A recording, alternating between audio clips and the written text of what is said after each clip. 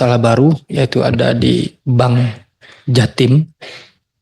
Ini yang sangat menarik perhatian kita bersama, di mana ditemukan Bank Jatim itu ada kredit fiktif sekitar 500 sekian 60 sekian miliar. Artinya saya ingin kita pertanyakan, kasus-kasus seperti kredit fiktif itu kan udah terjadi berkali-kali. Ini pertanyaan saya, sejauh mana sih keseriusan kita dalam menangani hal tersebut? Sedangkan perwakilan OJK di Jawa Timur kan sudah ada. Nah, pengawasannya itu sejauh mana dan seperti apa? Mohon maaf, ngapunten, memang kantor OJK Jawa Timur itu sangat bagus dan sangat megah. Tapi ya saya rasa tidak hanya kantornya saja yang megah, tapi mari kinerja kita jaga bersama juga. Dan masih banyak juga kasus, salah satu seperti ada di daerah DIY, daerah Jogja. Itu masih banyak, ada kasus di salah satu himbara, itu ada oknum pegawai bank, dia menggunakan KTP atau nama orang lain sekitar 80-90 orang. KTP itu digunakan untuk melakukan pengajuan pinjaman. Pertanyaan saya, ketika seseorang mengajukan pinjaman, itu pola memverifikasinya seperti apa? Sedangkan kita mengajukan pinjaman ke bank untuk konstituen kita, untuk permodalan UMKM, sulit, ribetnya minta ampun. Tapi ini kok gampang banget gitu loh. Akhirnya masyarakat yang nggak tahu apa-apa, yang mohon maaf, notabene penghasilannya di bawah 3 juta, dia harus menanggung utang, ada yang 200 juta, ada yang sampai 500 juta, besarannya beda-beda. Nah, ini bagaimana pengawasannya? Sedangkan kita aja membantu orang untuk mengajukan dan dapat pinjaman modal aja susahnya minta ampun. Tapi ini kok lebih mudah dan gampang, apalagi pakai data orang lain. Dan jumlahnya puluhan orang. 80-90.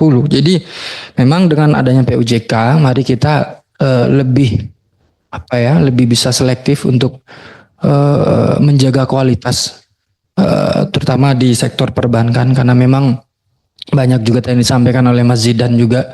Tadi juga ingin menanyakan hal yang sama, ketika ada kelebihan bayar itu kemana, itu bagaimana. Ini juga kan bisa merusak tingkat kepercayaan masyarakat.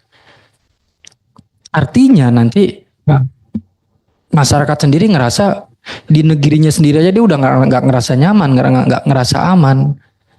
Nah, lantas bagaimana dan apa langkah-langkah kita untuk menyelesaikan itu semua? Dan ini juga menarik juga ya, soal menang dan kalah. Pertanyaan saya cuma sederhana. Ketika kalah, otomatis kan OJK, Otoritas Jasa Keuangan, yang dimana mengawasi terkait perbankan. Artinya ketika kalah ini, ya bukan berarti kita minta sempurna 100% menang, enggak. Artinya bagaimana pendataan, atau ketika ada salah satu masalah, bukti dan data-datanya itu bagaimana pengumpulannya. Itu apakah kasus kadaluarsa tiba-tiba diangkat lagi, kasus itu udah selesai, kan kita nggak tahu juga. Nah, ini bagaimana keseriusan OJK dalam menyelesaikan itu semua, karena memang terkait fraud ini juga luar biasa jadi perhatian kita bersama, karena terjadi pada ibu saya sendiri. Ini terakhir Ketua, ibu saya dapat dana pensiun itu disimpan sekitar 5-6 bulan lah, namanya juga orang sepuh, orang tua. Ketika mau diambil, dananya hilang. Jawabannya hanya sederhana, suruh siapa Bu, kok nggak langsung diambil per bulan? Ketika diurus udah nggak bisa Bu. Tadinya mau saya perkarakan, mana ibu saya, udah nggak usah nak, biarin aja, semoga dapat ganti yang lebih besar. Cuman artinya, bagaimana dengan masyarakat yang lain? Kasus yang kedua, buku tabungan pensiunnya hilang. Ketika kehilangan tuh kan bisa ngurus dari bank, itu datanya ada, surat kehilangan kepolisian bisa, tapi jawabannya dari bank tersebut nggak bisa Pak. Suruh siapa? Buku Anda hilangkan. Itu kan tercatat di situ per bulan tuh ada. Saya nyebut deh Bank BRI deh, itu ada per bulan di situ. Ini selalu Bank BRI. Ada di situ. Otomatis kan per bulan namanya, nomor ininya, KTP itu kan lengkap, registrasinya ada gitu loh. Jadi sejauh mana sih keseriusan kita gitu loh Pak. Kita ini rapat tiap hari dari pagi sampai malam konsinyering bahkan P2S kah. Tapi kok kita belum bisa ngasih kenyamanan gitu loh Pak. Ayo mari kita